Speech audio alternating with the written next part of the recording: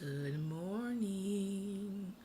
So I am doing something a little abnormal today. I am taking a break in my morning routine to make my video. Normally I make these videos at night, but I wanted to share with you a little bit about how my morning routine works and show you some pieces of it. So first thing I do when I get out of bed, I try to reorient my thoughts. So if I notice I wake up feeling urgent, like I have to go and do something, which never is the case because I'm going to start my morning routine. Or if I'm worried about something that's going on in the day, I just start to think positive words. So I think prepared, happy, joyous, thankful, awake, aware. Just thinking those things. Those are the thoughts that are going through my head as I step out of the bed. I do not make my bed because there is someone still sleeping in it. And we have a rule that the last person out of the bed is the person who makes it. So I do, however, I call it tidy for 10. It normally ends up being about 15 to 20 minutes on a daily basis. Because once you get started tidying, you just don't want to stop. So I tidy for 10 on the weekdays, which is like 15 minutes or so. And then I tidy for 30 on the weekends, which is where I clean a little bit more. The house is not typically too bad, but I do the tidy as a way to maintain the cleanliness of the house or the tidiness of the house. And then as I am doing that, I am oil pulling. So in the past, I've struggled to find a good time to oil pull because during the shower, I'm doing my shower affirmations and can't sing and oil pull at the same time. It's not a good look. So I do my oil pulling while I'm cleaning. Once the time for oil pulling is typically 15 to 20 minutes. So once that elapses, I spit the oil out and do a little tongue scrape, rinse my mouth, and then move into the next part of my routine. The next part of my morning routine is my dance party, and I have a playlist of songs that I dance to in the morning. I'm just going to show you a small snippet of how I dance in the morning because I'm not trying to embarrass myself like that. I typically dance like no one's watching, so that's the whole point of it.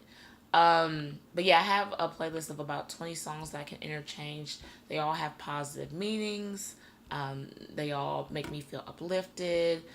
So I may be dancing to Happy by Pharrell. I may be dancing to Breathe by Telepop Music. I may be dancing to Beyonce's I Was Here, especially if I have a speech or something to do that day. I'm like, I was here. All that. So let's move into that part of the routine.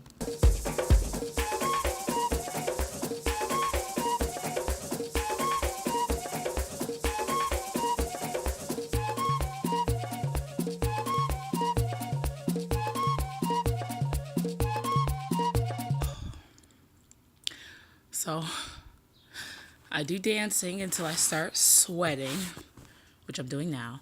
Typically, full transparency, I'm not doing this thing with clothes on. Because it's early in the morning, and who's going to get dressed just to sweat? So I finish dancing, and then I move into stillness. So I've cleared some energy when I've tidied. I've moved some energy around with dancing or working out. I also alternate with doing a 7-minute workout. So do a little bit of working out, do a little bit of dancing. And then because the energy has been cleared and moved around, I can sit in stillness in that. And so I will show you my meditation setup. So I have this drum here.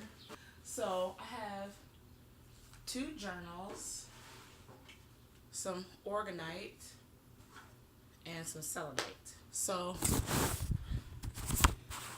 I typically take a pillow off of my rebounder. Some days I jump on my rebounder when I'm too tired to dance or work out. So I sit in preparation for meditation and I grab my phone to use my Calm app, and I use Calm for meditation.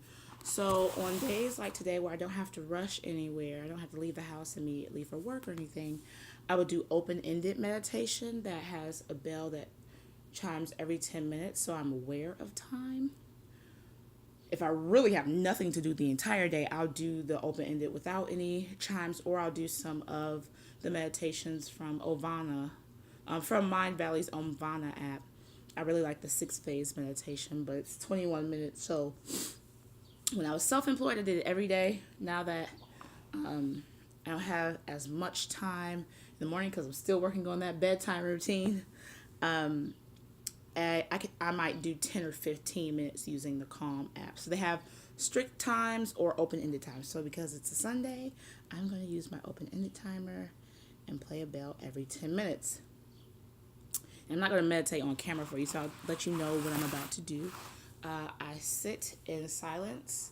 I let the whirlwind of thoughts whirl around until they start to become quieter, because as they're whirling around, I'm not latching on to any of them, but rather just paying attention, like, oh, there's a thought, there's a thought, there's a thought, as the thoughts start to slow, I focus in on my breathing. So breathing in for 5 seconds, holding for 5 seconds, breathing out for breathing out for 10 seconds, and then starting that cycle over. So I'll show you an example of that.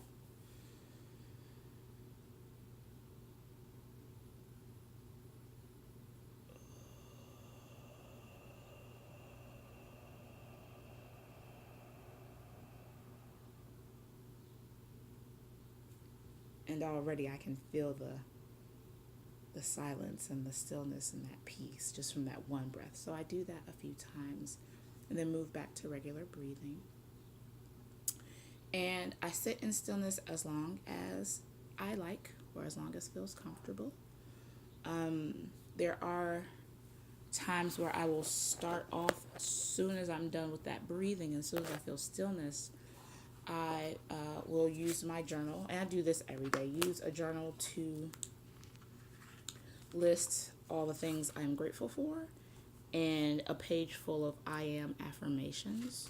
So this is yesterday's entry. I was grateful for a lot of things. Bunnies in the park, because I love bunnies. And then, I am talented, I am gorgeous, I am creative, I am enough, I am on point, I am free, I am joyous, I am charismatic. You get the gist, right? So I do those. On days where it is difficult to sit in mindfulness, I will use this journal, which is my spiritual work journal. And so there are a few ways that I do spiritual work in the morning. One is using Byron Katie's The Work, and it is a tool for turning around thoughts that feel true that may not be true. It's a five-step process, and I have the steps written here on the card so I can remember them. So asking yourself if the statement is true.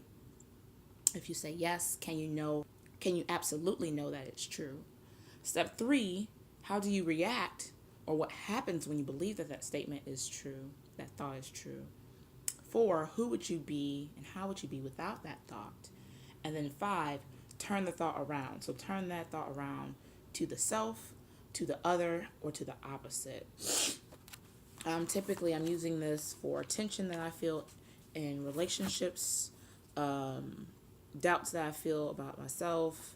And if I'm not doing Byron Katie's The Work, I am doing that belief busting and building exercise that I showed.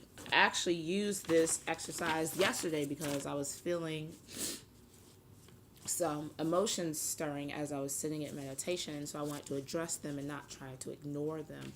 And so the past 2 days I had networking events. I had a networking event Thursday and a networking event Friday, and I know I have strengths in relating to people on a one-on-one basis, and I have conversely been telling myself that I suck at mingling, networking, and schmoozing.